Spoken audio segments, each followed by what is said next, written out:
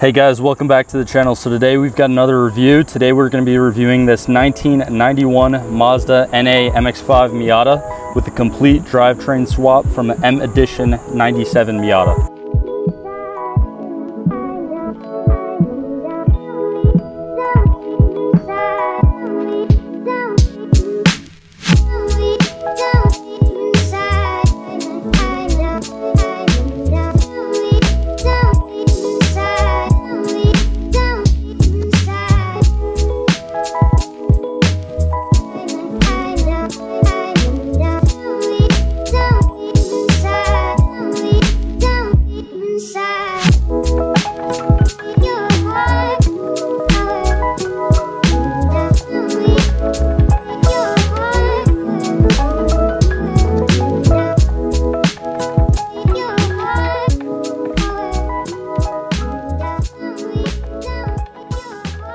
So the first thing I actually want to talk about this car is the body and the basic aesthetic things that the owner actually has done to this car. Is you can see the front lip in the front here, and then he does have rear flares out there because he does have meteor tires that I'm going to talk about in a second. And also on the back here, which I think looks really cool, he actually has the bumper off and he has a carbon fiber finish panel on the back, which does look really sick. It does complement the Nardo gray paint job as well, and this paint job is actually just kind of like a rattle can paint job done by the owner himself. Another thing too, here in the front, the owner actually replaced the stock headlights, the pop-up headlights, for these kind of like little LED lights. He says they're the sleepy eye style, and basically what that does is it just kind of takes away the pop-up feature, but it does look a little bit more aggressive than a factory Miata. On the driver's side blinker here, it is replaced with an air duct going right to the intake. He also said that the passenger side blinker doesn't even work, so he might actually put another air duct in this side as well. So now moving on to the suspension of this car, you can tell that it is practically slammed. He took the suspension completely out of the 97 M Edition Miata, so that is what we're seeing here, except he also installed D2 coilovers all the way around, and he also added a thicker sway bar in the rear to lessen body roll. Also, the owner actually does have JNC replica wheels on it. They're pretty much brand new. They're 15-inch wheels, and on the front they are actually wrapped in Federal 595s, and they are 195s by 50s by 15s, and the rear tires are definitely pretty meaty. They are actually Toyo Proxys R888Rs, and they are 205s by 50s by 15s. Now, one other thing I did want to mention too is underneath the wheel setup, you can see just the stock factory brakes. Very tiny brake rotors. I think they might be like 9 or 10 inches, and it does just look like single piston calipers in the front and the back. The owner honestly said that he doesn't really have to upgrade the brakes, even though this car definitely is putting out a decent amount more power than factory, and I'm going to get to that in a second. But again, the car is so lightweight that even with the added power, the factory brakes work fine. Alright guys, so now we have the hood popped on this Miata, and this is really where the fun begins with this car, because it used to actually be the 1.6 liter engine, which for those who don't really know Miatas that well, it's basically the smaller engine that came in these NA Miatas. But again, the owner actually completely drivetrain swapped this car with a 1997 M Edition Miata. So it went from the 1.6 liter engine to now the 1.8 liter engine. And the 1.8 liter engine actually originally from factory made 114 foot-pounds of torque at 5,500 RPMs and 133 brake horsepower at 6,500 RPMs. But as you can see here, the owner actually slapped on a Jackson Racing supercharger, and this engine and supercharger were actually completely rebuilt before getting put in this car. So currently it actually only has 10,000 miles on it after, you know, the rebuild. And also the owner actually is running meth injection. He actually has the meth in here where the washer fluid would go. He has it down there, and then there's the kind of module over there, the pump, and he actually has that as a replacement to a intercooler. Another really cool feature, and a pretty needed feature also if you're running boost, is that the owner actually does have a upgraded fuel system in this car with injectors out of a RX-8, as well as an upgraded fuel pump. And also, in addition to that, the owner also has a Mega Squirt 3 EMS kit for the engine management, which is right here in the back, as you can see. So yeah, I mean, this car is, I don't want to say fully built because there's probably even more that you can do to it, but it is definitely worked. And the owner actually said that now it is tuned for low boost, making just 6 pounds boost, but the owner says that it probably pushes close to 170 brake horsepower, which may not seem impressive to some people when you're just looking at it.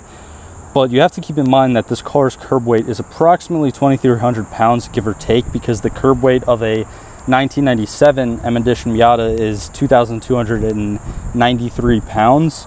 So again, you don't know the exact weight, but considering the entire drivetrain is pretty much out of that M Edition Miata, it's right around 2,300 pounds. And that being said, if this is really making close to 170 horsepower with a 2,300 pound curb weight, that is practically equivalent to a stock 2005 to 09 S197 Mustang GT, which makes around 300 horsepower with a curb weight of 3,600 pounds.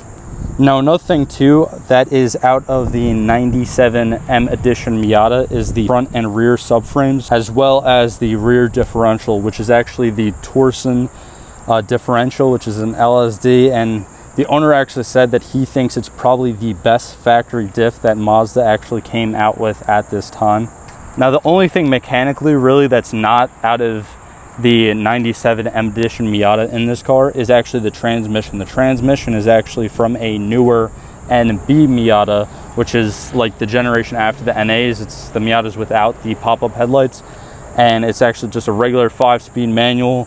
He said he does kind of want to take a look, pull it out, take a look at it again, because it is kind of loose when he shifts it. So that's definitely one thing I have to keep in mind while driving this car. One other thing too that I did kind of want to mention before moving on from the engine is I really like this completely custom like splatter paint job that the owner actually did to the valve covers, the intake manifold, as well as the supercharger. I don't think he did it anywhere else, but as you guys can see, this original car, I guess, was painted purple, so kind of mismatching the current color of Nardo gray on the valve covers with the purple splatter does look really cool. Also, the black parts, the supercharger and the intake manifold with the purple and Nardo gray splatter does look really cool, and it's something that definitely adds a lot more character to this car. Alright guys, so now moving on to the interior here, you can see that the interior is practically stock, but there's a lot of things also that the owner actually did take out of the M Edition Miata.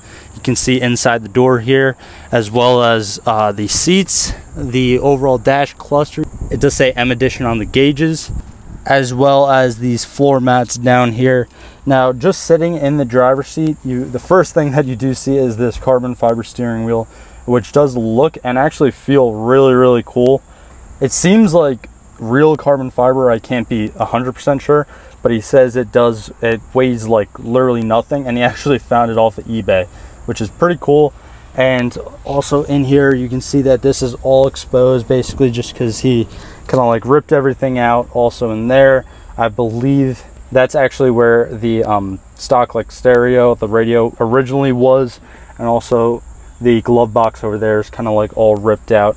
One other, I guess, minor modification that he does have in here is a Mishimoto shift knob, and also you can see right here, you got a completely like frameless, a lot bigger rear view mirror than from factory. I doubt that's factory, I don't know for sure. But I mean, without further ado guys, we're going to take this thing for a drive, and I'm going to show you guys my initial reactions to this supercharged Miata.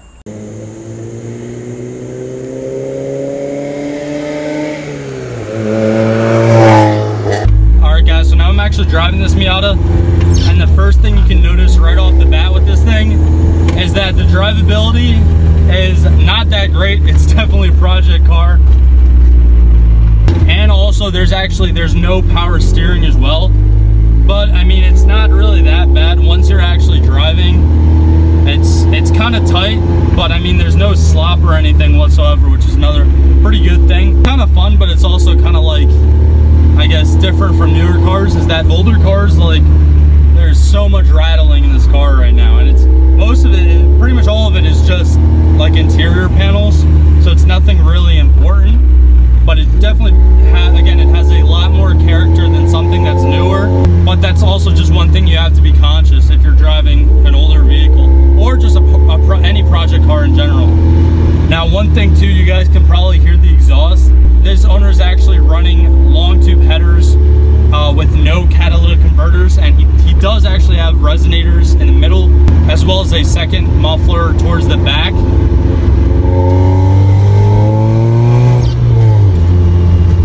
But it still sounds very good, and it brakes really good too. I mean, I know before I was saying how it's just the stock factory brakes, but again, that's all you really need, even with the increased power of this car.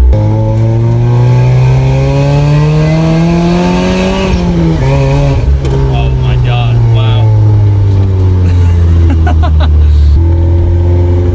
Yeah, this thing hauls ass. And I mean, what's crazy too is most people, they see, I guess, the power numbers and they see less than 200 horsepower and they don't think anything of it.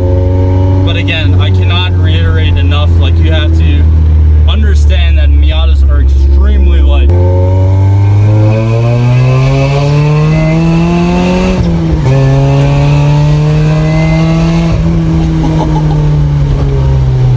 Oh my god, dude.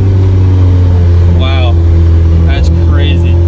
And I don't know if you guys can hear it too, but the supercharger one is just nuts.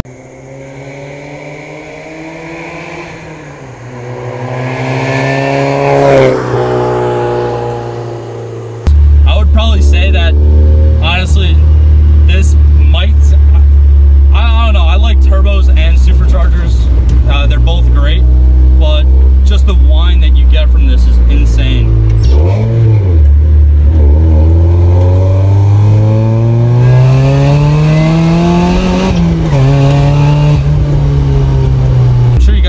Tell this car is pretty damn low. It's not like, you know, dropped on the floor, but it is very low and it is static, so you do have to be conscious of potholes, different like dips and stuff in the road. But honestly, for the most part, as far as this car is concerned, it definitely does improve the driving experience a lot more than it, I guess, hurts it. It's not completely, like, you know, stands down to the point where you can't drive it at all, but it's actually, they're coilovers, so they're lowered, but they're also a lot stiffer, which makes the handling just that much better.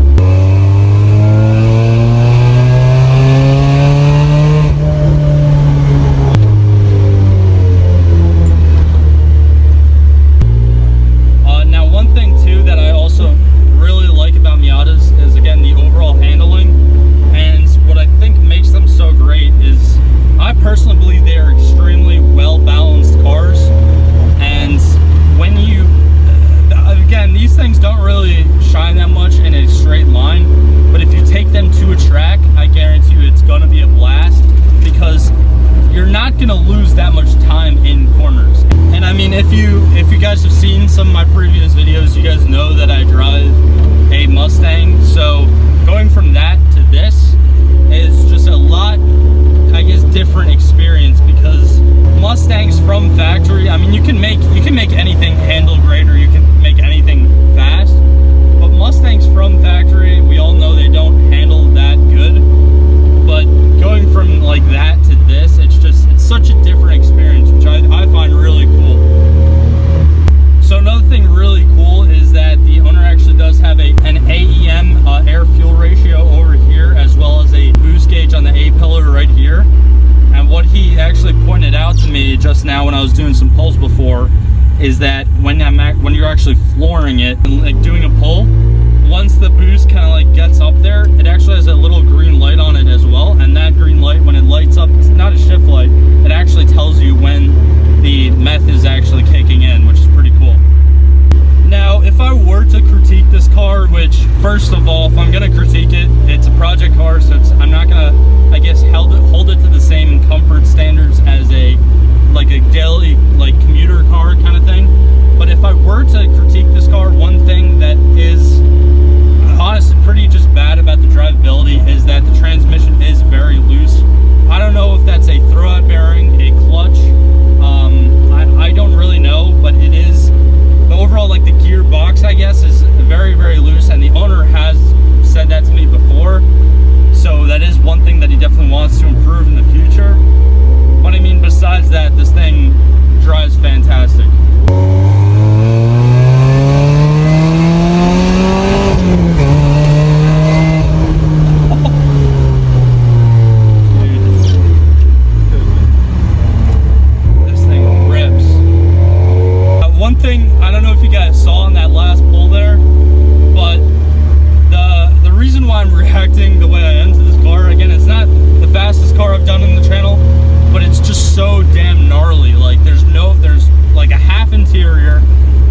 steering wheel started shaking a little bit when I did that last pull, second to third, all the way.